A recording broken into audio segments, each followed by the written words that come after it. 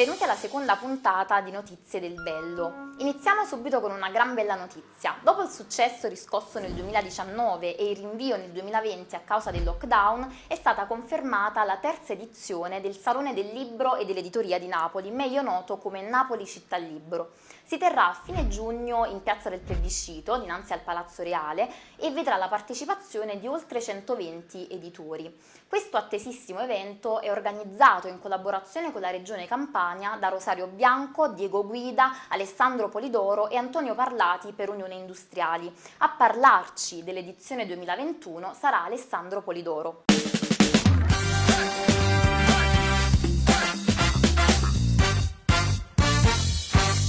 Benvenuto editore, il Salone del Libro si farà. Ci racconta l'iter che ha portato a questa terza edizione che potremmo definire una vittoria? Assolutamente, la terza edizione del Salone del Libro era prevista alla stazione marittima di Napoli nel mese di marzo 2020, era tutto organizzato, tutta la location quasi, erano iniziati gli allestimenti, ci siamo dovuti fermare come il Covid. È sicuramente una vittoria perché dopo un anno riusciamo di nuovo a parlare del Salone, a programmare le date che stiamo pensando a giugno a Piazza Plebiscito, e quindi questo è un segnale di forte speranza e di forte ripresa.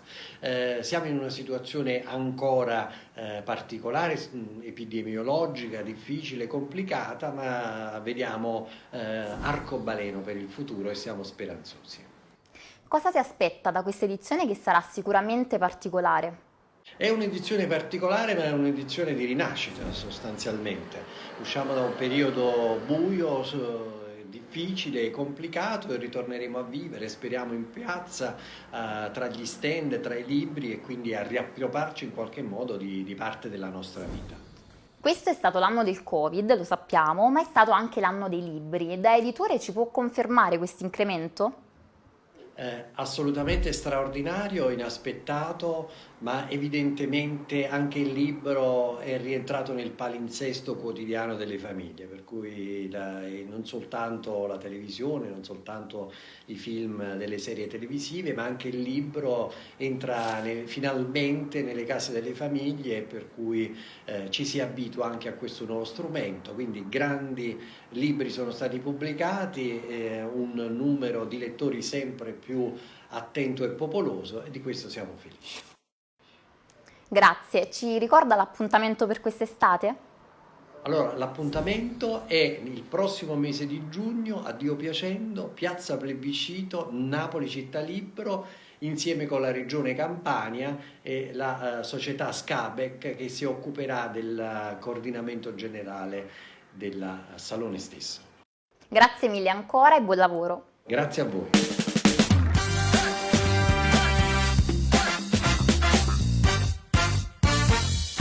Che i libri siano stati la nostra compagnia preferita durante il lockdown lo confermano anche le indagini condotte a livello nazionale. Infatti il numero dei lettori e delle lettrici è notevolmente aumentato. Questo incremento, tra quelli cui siamo stati abituati, è forse l'unico a metterci davvero di buon umore. A questo proposito abbiamo sentito il parere di due librai napoletani delle librerie Io Ci Sto e Raffaello.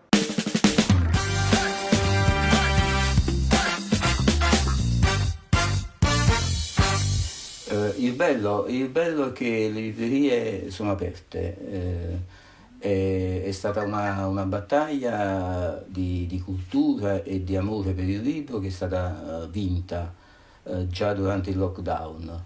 Le librerie aperte hanno significato l'impegno dei librai e dei lettori a mantenere vive queste attività.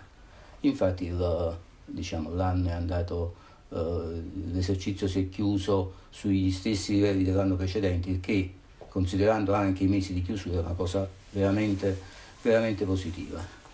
L'impegno è quello di continuare, è quello di dare quanti più servizi possibili anche all'esterno della libreria, quindi le presentazioni online, quindi la possibilità della consegna a domicilio, quindi la possibilità di essere vicini e di dare consigli anche essendo sul web. A questo proposito, uno dei progetti, delle cose belle, il bello di questi giorni, è la nascita di questa newsletter dedicata ai nostri soci e a tutti i lettori. Si chiama la Librellula di Io Ci Sto, ed è proprio frutto della passione e dell'impegno dei soci che hanno creato una redazione con interviste, proposte, consigli, recensioni. Insomma, anche questo è un modo di essere vicino ai nostri lettori, alla città, ai nostri soci, e penso che sia un'espressione veramente, quando c'è passione e volontà di resistere, è veramente qualcosa di bello. Il lockdown è stato un qualcosa di sconvolgente per tutti quanti. Marzo scorso tutte le attività commerciali hanno pensato che stessimo sul baratro della fine. Invece proprio in quel momento le librerie, soprattutto quelle di prossimità, quelle che erano dentro la città, hanno riscoperto una nuova vita, una vita che era basata sui loro clienti, i clienti che anche causa lockdown erano costretti a muoversi nelle vicinanze, e quindi abbiamo avuto il piacere di un incremento delle vendite immediatamente dopo la chiusura. Questo poi è stato supportato da tutto quello che sono le nostre attività online, perché nel frattempo l'online è diventato un canale preferenziale, anche se ci sono attori che sono molto più importanti. Il consiglio di un libraio, del proprio libraio, è rimasto un qualcosa che ha un valore, e proprio tramite questo valore siamo riusciti a mantenere un fatturato simile a quello dell'anno precedente. Quindi le librerie Raffaello, grazie alla loro presenza sul territorio con 3 punti vendita, sono riuscite ad essere un attore importante di questa rinascita della lettura.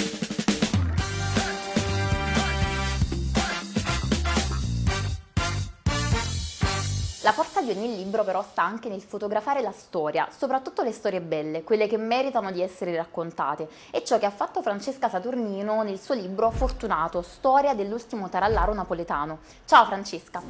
Ciao Emilia, salve a tutti, mi chiamo Francesca Saturnino e sono una giornalista e l'autrice del libro Fortunato, storia dell'ultimo tarallaro napoletano, edito da Roggiosi Editori, uscito in questi giorni. Fortunato è una figura emblematica della nostra città, tutti se lo ricordano e ricordano la sua famosissima voce. Edoardo De Filippo ci chiacchierava, De Crescenzo lo mise nella sua Napoli di Bella Vista e Pino Daniele lo rese celebre attraverso la sua canzone che tutti conosciamo. Su invito della figlia Nelly ho raccolto le memorie di questo personaggio e la sua storia. Fortunato per me è una sorta di metafora della nostra città, e quindi attraverso la sua storia e le sue vicende possiamo anche attraversare quelle che sono le evoluzioni e perché no anche le involuzioni della nostra Napoli. Quello che mi interessava era di togliere un po' la patina del folklore e restituire a Fortunato la realtà, la verità. Per farlo ho raccolto molte voci e interventi che trovate nelle interviste all'interno del libro che vi aspetta in libreria.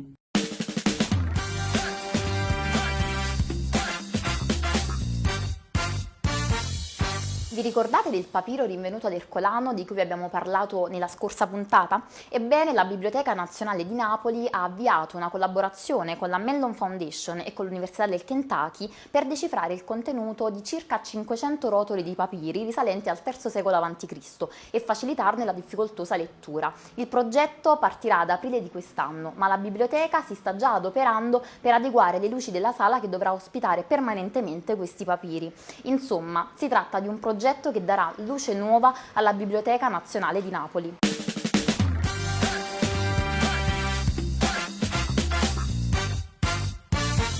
Siamo arrivati alla fine di questa puntata di Notizie del Bello e vi lasciamo con alcune immagini che raccontano proprio la bellezza della nostra città. Alla prossima puntata!